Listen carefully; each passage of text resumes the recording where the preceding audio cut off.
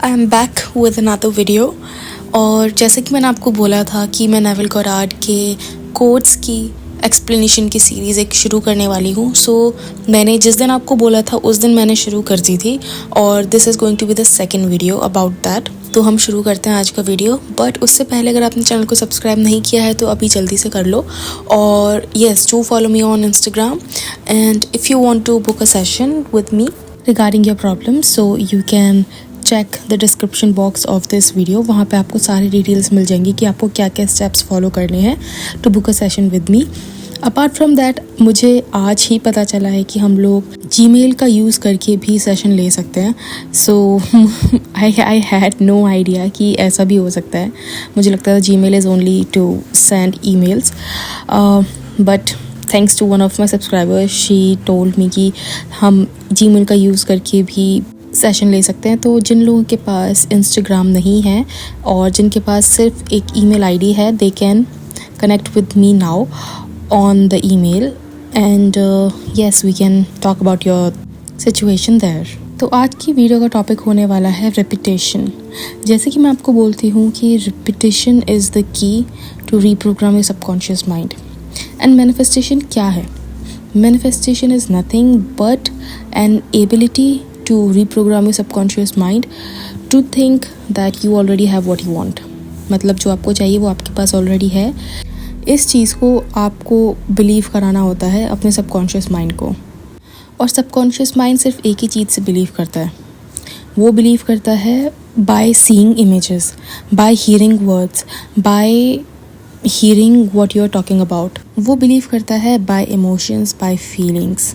Okay, so अगर आप कुछ भी फील कर रहे हो समझ जाना कि that is coming from your subconscious. अगर आप कुछ भी ऐसा फील कर रहे हो, कुछ भी नेगेटिव, कुछ भी लो फील कर रहे हो, तो समझ जाना that is directly going to your subconscious mind.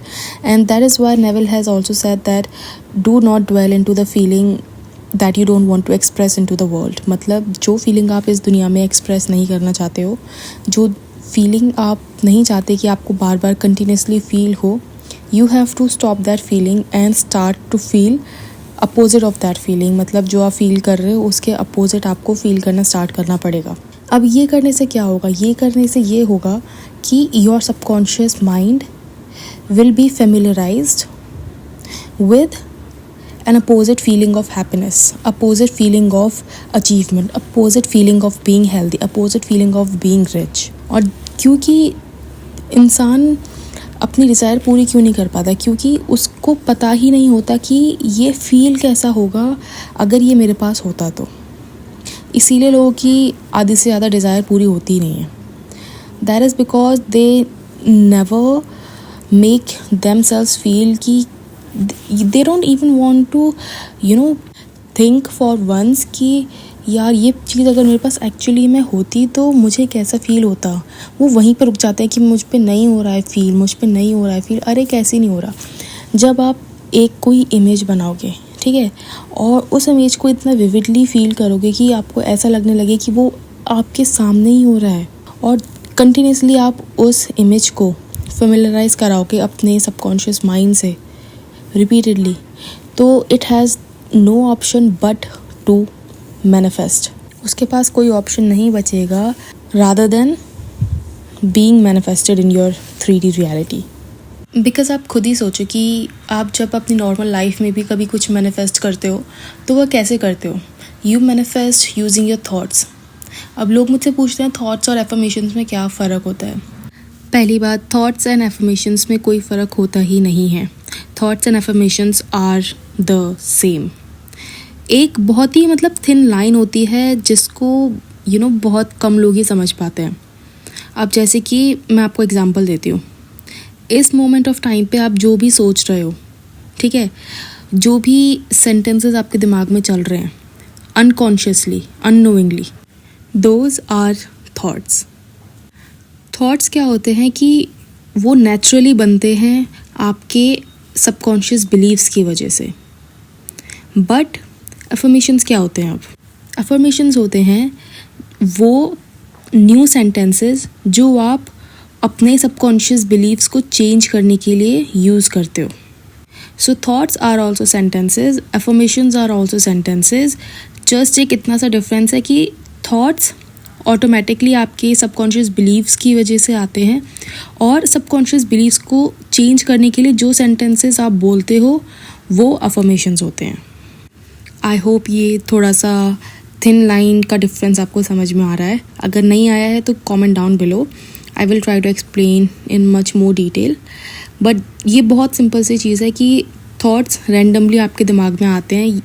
Thoughts are also sentences जो आपके ऑलरेडी इस्टेब्लिश्ड बिलीव्स की वजह से आते हैं, जो कि बिलीव्स आपके बचपन से बनवाए जाते हैं through the society, through conditioning by your surroundings.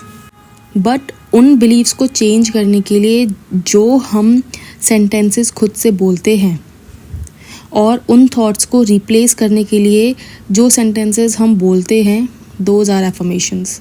अब देखो, आपके दिमाग में नेचुरली एक सेंटेंस चल रहा है कि मान लो कि आपके दिमाग में एक थॉट चल रहा है कि मेरे पास तो पैसे ही नहीं हैं, मैं घर कैसे खरीदूँ। ठीक है, this is a sentence, this is a thought जो कि आपके दिमाग में आया because of the conditionings of your surroundings, right. अब इस थॉट को रिप्लेस करने के लिए जो सेंटेंस अब हम बोलेंगे that will be an affirmation. मतलब अगर आप बोलोगे कि I already have the desired amount of money in my bank account, I can easily buy anything, I can easily live a lavish life, this is an affirmation. Remember, thoughts को replace करने के लिए जो sentences आप बोलते हैं, those are affirmations. So thoughts and affirmations are no different, they are exactly same, both are sentences, okay. एक thin line का डिफरेंस है जो मैंने आपको भी बता दिया है। अब देखो, हम रिपीटेशन के बारे में बात कर रहे थे। मैंने आपको बोला था कि ये जो वीडियो होगा मैं आपको नेविल के कोट से रेफरेंस करूँगी। अब देखो, नेविल ने इस बारे में क्या बोला है। If you would assume the feeling of your wish fulfilled more frequently, you would be master of your fate. But unfortunately, you shut out your assumption for all but the occasional hour. Practice making real to yourself the feeling of the wish fulfilled.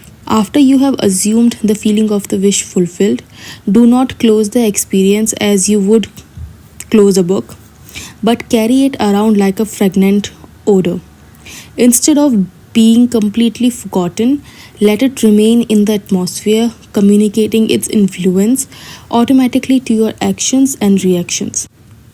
A mood, often repeated, gains a momentum that is hard to break or check. So be careful of the feelings you entertain. Habitual moods reveal the state with which you are fused. मतलब ये कितनी amazing line बोली गई है bye Neville Goddard, और ये कितनी सच है।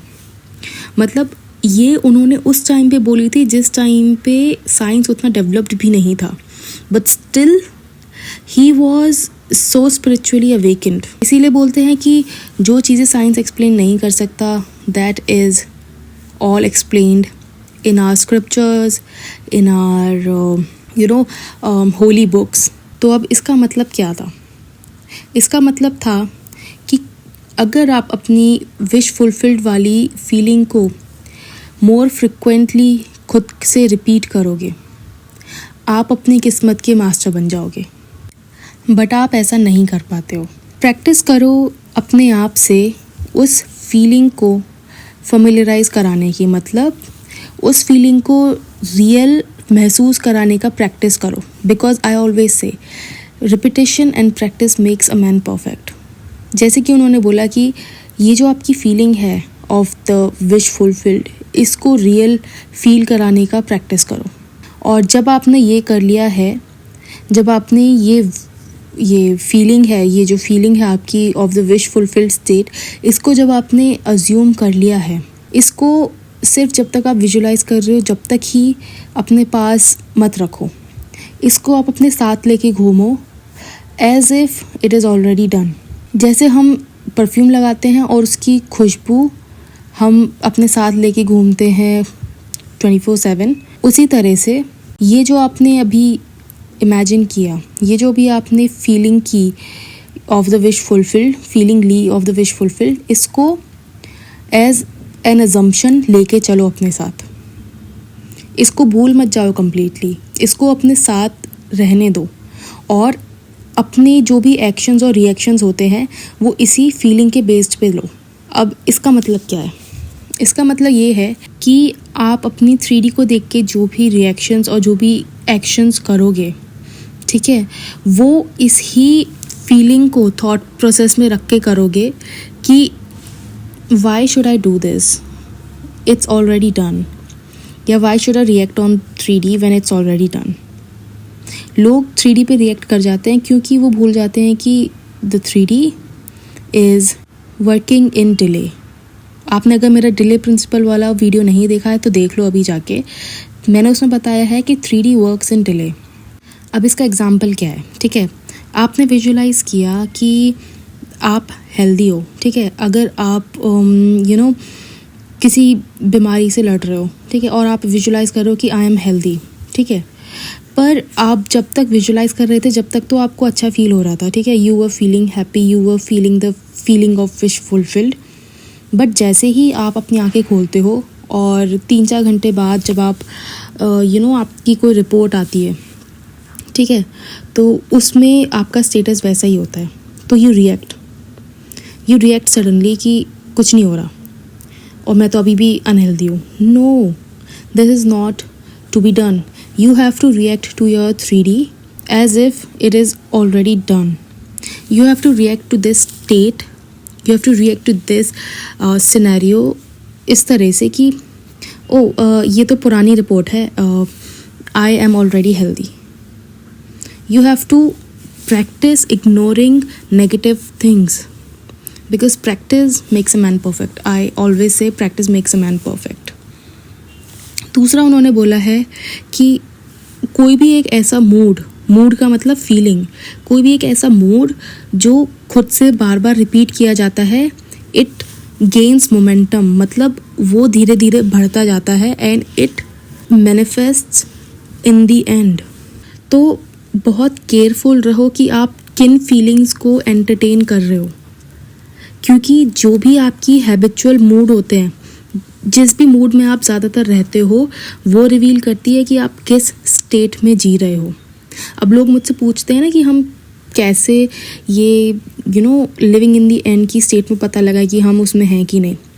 ऑब्ज़र्व करो कि आप ज़्यादातर किस स्टेट में रहते हो। Are you in the state of lack? Are you in the state of happiness? Are you in the state of knowing कि I already have my desire?